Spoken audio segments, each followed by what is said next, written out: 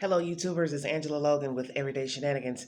Thanks for joining me on this wonderful afternoon in the high 10, Thursday, October 10th.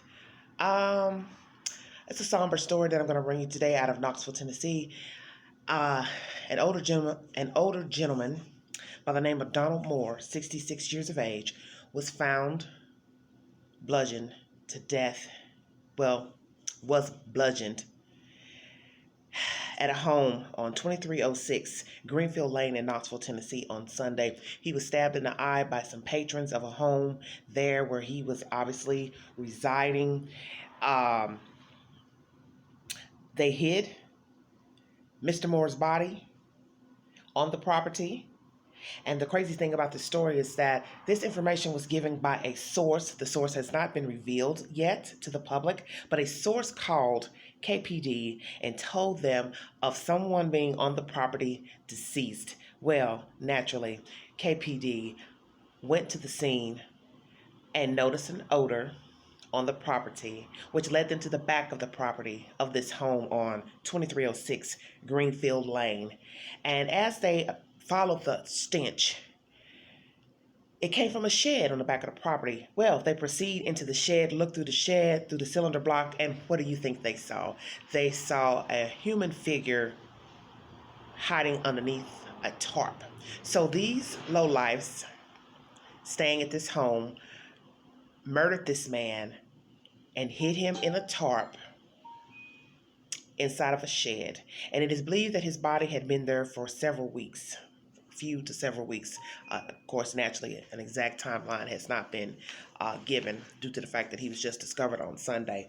But 3 suspects are in custody. And let me tell you that the source who called the police to tell them about this dead person on the property told the, told the police the reason that he was murdered, Mr. Moore, was to collect his Social Security benefits. Now, you put that on paper. That's foul. That's really foul. So it kind of goes like this. These are the names of the suspects that killed this man. Tommy Rose, 62, Deborah Geister, 41, and a Christina McCormick, 48 years old. And sorry I don't have pictures because I don't do that. Load them up with that yet. Like I said, I'm new to all this YouTubing, so excuse me, bear with me. But they're not it's not a pretty picture. These folks look like something that crawled out of a coal mine. Huh? I'm talking helter skelter. Yes. Looking that bad. What I'm wondering is, when I first heard the story days ago, because it's just Thursday, mind you, and these 3 were charged, let's see, Monday, if I'm not mistaken. Yes, they've been charged with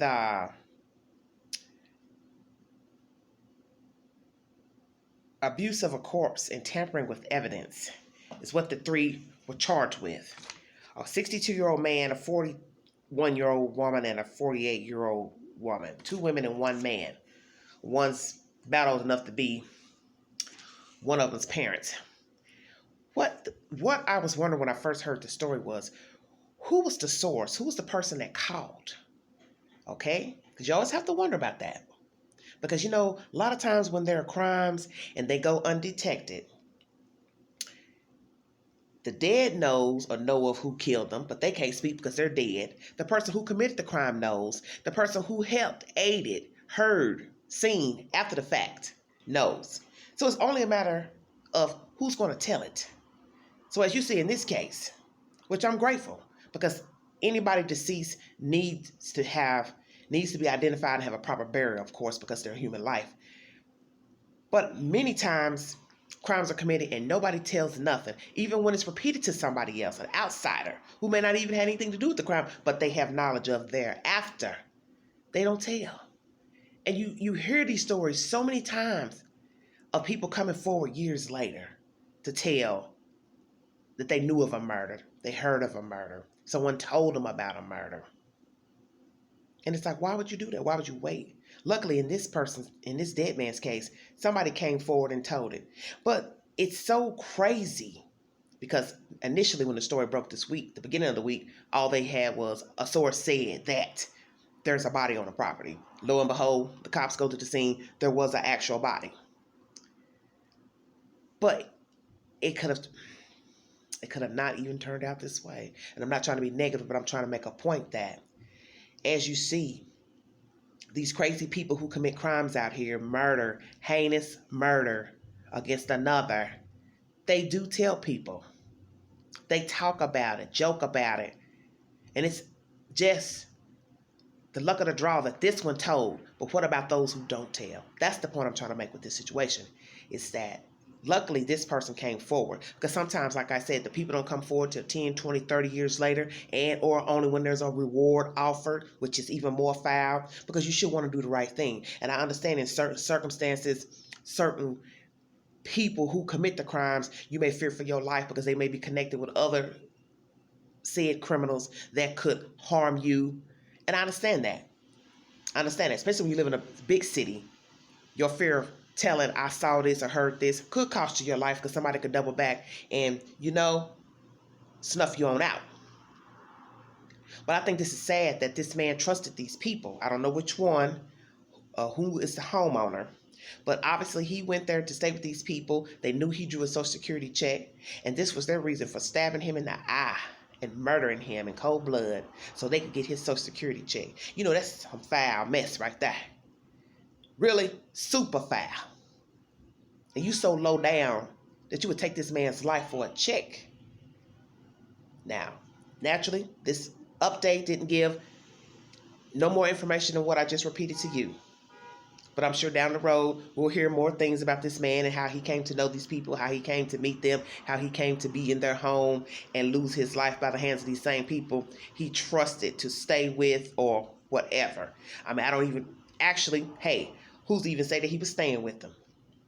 Could be they just knew him, knew of his situation, assumed they could get access to his account or whatever. I don't know. So I can't, make any claims on that. But it's sad nonetheless that was the reason the killer killed him and then went and repeated it to an outside source. And of course, I'm still leery of the source. Hey, I live in the real world. I keep it 100. I don't know him or her. I don't know nothing about him because, they haven't told anything about who told it. But nonetheless, hey, who's to say? Because in this day and time, even sometimes the person who squeals and tells, they had a part in it too. We've come to learn that from watching all these true crime shows and documentaries about people involved in crimes and robberies and murder and mayhem. Sometimes the one that squealed, he, she had a part in it too. But I'm glad that this was a quick and swift sweep of catching these people. Because a lot of times, hey, you don't always find the killer. So this was the luck of the draw. The dummy told why, and they went and called the law and told him. And I'm glad because that man deserved better than that. He deserved better than what he got. It's horrible enough he was murdered. But then just imagine had these dodo birds never told nobody. He'd been laying back there stinking up the neighborhood. Everybody wondering where the smell coming from. I'm getting flashbacks of Gacy in Chicago, outside Chicago. That's how he rolled. Killing folks, young boys, putting them under the crawl space of his house. Because, these people are crazy like that. Now, just think about it. The law went on the property, smelled the stench, and they live and they don't care. You see where I'm going with this? That lets you know how crazy people are, that they snuffed this man out and walk in and out that house every day knowing he laying back there in that shed in a tarp and don't care that it stink and don't care if the neighbors start to smell it. And from the looks of them, they wasn't living in no big house where the neighbors 1 mile down the road. You already know. They were rinky-dinky, regular neighborhood, working class folks, working class neighborhood. And let me tell you, you know good and well, somebody next door across the street gonna start to smell that dead body back there in that shed. Come on with it. And they still would have been walking in and out the door as if a dead man wasn't back there rotting. That's horrible. But I'm glad that they were caught. I'm glad they were apprehended, and condolences and prayers to this man's family. This is really sad. This is truly tragic and sad. And I'm going to say this and I'm going to check out of here. People, whether you are young or older and you're drawing Social Security, disability benefits, you need to be very careful who you talk to, who you befriend, who you tell your business to. Because you see, if you are a loner, you don't have a lot of family and friends, and you start confiding in people about your personal business, when you're getting your money, what you're doing with your money, letting people come in your home, going into other people's homes, you need to be very careful of the company you keep. Because you see, you can end up like Mr. Moore, stabbed in the eye and wrapped in a tarp and thrown in the shed, wilting away. Just be careful who you talk to and who you tell your business to. Okay? And that's just a spoken word. I don't care who you are and where you are. I don't care if you work, don't work, draw a check. You could be a millionaire, whomever. You have to be very careful the people you confide in. Because you see, in this day and time, all these stories that you hear on the news, stories you hear reported on YouTube, social media, those are real people. And they are real people, they are real people who were killed by another real person because somewhere down the line, they trusted that person. Okay? Now, some crimes are random, some are not. In this case, this man knew of these people and he trusted them, and they murdered him all over a Social Security check. So be very careful the people you befriend out here, wherever you are, whoever you are. And I really feel sorry mostly for people who are destitute, homeless, because they tend to get themselves in these type of situations of befriending people thinking that they are their friend or they're looking out for them. But in the end, they're just there to use them, because you got people who will use you, won't murder you, but they'll use you up, take your whole check for this and that, for their own self-gain, drugs, all that. Because we're in a world where people are all about the hustle. They don't care nothing about you. And I feel sorry for this man, because he trusted these people. So that's my message to you all today. Be careful of the people you contend with. Because let me tell you, you are no special than this man right here who is now deceased. I'll talk to you guys later. Thanks for listening. Thanks for sharing. Thanks for the support. I appreciate it. Bye-bye.